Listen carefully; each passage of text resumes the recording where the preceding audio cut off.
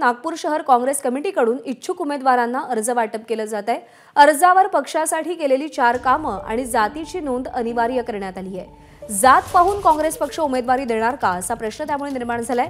नागपूरमध्ये काँग्रेसच्या सुरू झालेल्या अर्ज वाटपाच्या प्रक्रियेचा आढावा घेतलाय तुषार कोहळे यांनी। महाराष्ट्र प्रदेश काँग्रेस कमिटीने लोकसभेच्या इच्छुक उमेदवारांचे अर्ज मागितलेले आहेत। त्या पार्श्वभूमीवर नागपूर शहर काँग्रेस कमिटीने आजपासून इच्छुक उमेदवाराला अर्ज वाटप करायला सुरुवात केलेली आहे।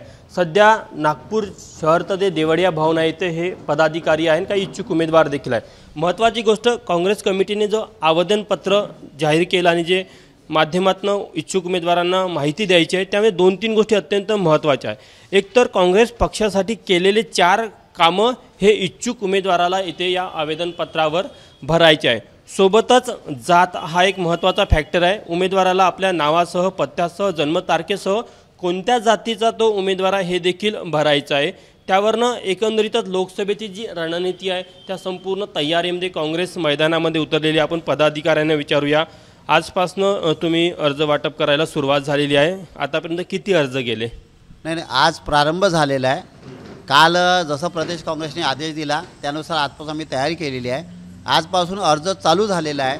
काल जसे ते न्यूज बाहेर आली, तुम्ही बाईट्स दाखवले, विकास ठाकरे यांच्या माध्यमातून सगळे न्यूज आलेली आहे। तर त्या बाईट्सनुसार काल 15 ते 20 लोकांनी आम्हाला संपर्क केला आणि 15 ते 20 लोक इच्छुक उमेदवार आज अर्ज आम्हाला सादर करतील अशी अपेक्षा बाळगतो आम्ही। याच्यामध्ये एक फॅक्टर आहे की तिथे जात विचारली गेलेल्या उमेदवाराची, त्याचं काय कारण आहे? नाही, जात नाही, तो कुठल्या कॅटेगरीत बसतो हा एक, बाकी त्याचा काही उद्देश नाही। कॅटेगरी कुठे बसते कुठलं छोटं फॉर्मॅट केलेलं आहे, त्यांना त्यांच्या स्वहस्ताक्षर द्यायचं आहे, पण ज्यांनी अर्ज नाही आणला त्याला आम्ही हा अर्ज प्रोव्हाइड करू।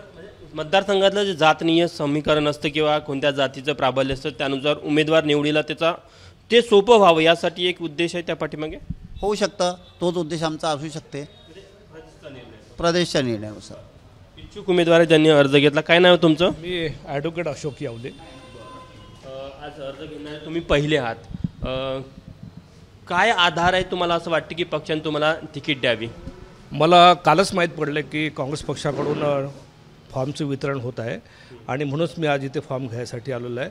मी मागील 20 वर्षापासून काँग्रेस पक्षाचा कार्यकर्ता आहे। मी नगरसेवक राहिलेलो आहे, पक्षनेता राहिलेलो आहे आणि दक्षिण विधानसभासुद्धा लढलेलो आहे। मागच्या दक्षिण विधानसभेसाठी मी दावासुद्धा केला होता, पण मला त्यावेळेस थांबवण्यात आलं होतं, म्हणून यावेळेस मी ठरवलं आहे की काँग्रेस पक्षाकडून नागपूर लोकसभा लढायचं म्हणून। 4 कामं तिथे लिहून द्यायचे तुम्हाला पक्षासाठी, सांगता येईल त्यातले काही कामं प्रमुख? कामं पुष्कळ आहे माझे, कारण संजय गांधी निराहार योजनेचं अध्यक्षपद माझ्याकडे होतं, त्या पक्षातर्फे मी मोठं कार्य केलेलं आहे। पक्षातर्फे जी काही मतदार नोंदणी झाली होती ते सुद्धा काम मी केलेलं आहे। पुन्हा काँग्रेस पक्षाची ती राहुल गांधीजींनी यात्रा काढली होती, त्या यात्रेमध्ये सुद्धा मी सहभागी झालेलो होतो।